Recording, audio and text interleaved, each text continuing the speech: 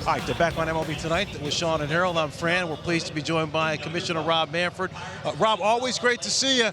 And so what does this mean to you, to have all these great luminaries who've all won this award? They're all in the same place on a great day for Major League Baseball. It is a great day for baseball. You know, we only have the 3 days that are named after Major League players.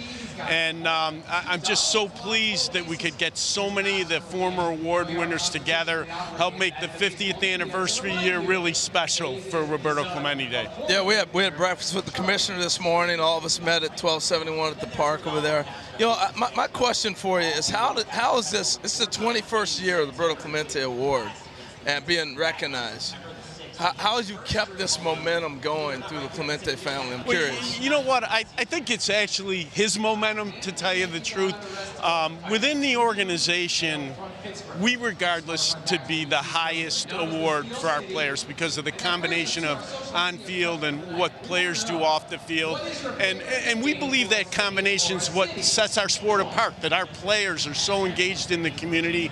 And so it's really, the momentum is driven by the memory of Roberto Clemente and, you know, the award winners themselves. It's a nice little fraternity, which obviously you are a member of. Commissioner, while I have you here, I want to ask you a question about the new rule changes, because I think they're great for baseball. How did you end up coming up with them, and how fired up are you that they got passed? Well, I'm really excited about the new rules. You know, I think it's important to understand our approach on the rules has always been simple. It's about what your fans tell you. And, you know, we did a lot of fan research, surveys, focus groups to determine what fans are looking for. And we tried to develop some rules that we thought would make the game less dead time, more action, more athleticism, things that fans wanted. And then, you know, we took our time. We tested them in the minor leagues. We know how important it is to make a change in the major league rules, so we tested them for, you know, years, literally, in the minor leagues, some of them.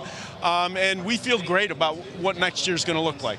You know, I'm curious because you have a fraternity with commissioners as well, football, basketball. And those other sports, they make rule changes and they catch on mainly because the fans are clamoring for it, or media. You ever talk with those guys, consult with them, how their rule changes help? Yeah, we do talk about issues like that are common to all of us.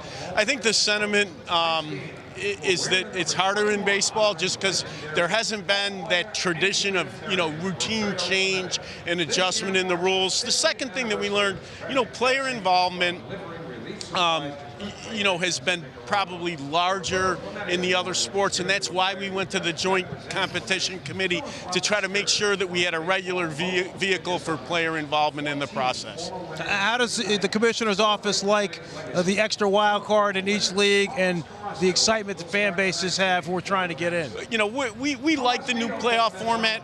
We think around the trade deadline, you saw a level of activity, number of clubs involved that was higher, and, you know, our audience was bigger as a result. And, you know, obviously we've had a lot of excitement in September, a lot of clubs still in the hunt, and we think that's good for the game. Hey, full circle back to the Clemente Award. When I won it, there wasn't like 30 representatives from each team. At least you didn't know that. Now the fans can get engaged and everything else. How has that helped I guess, raise the level of the awareness of the award? Well, we feel it's important to have the individual clubs involved. When you get into a process where each club has a stake, you know, they want their guy to win.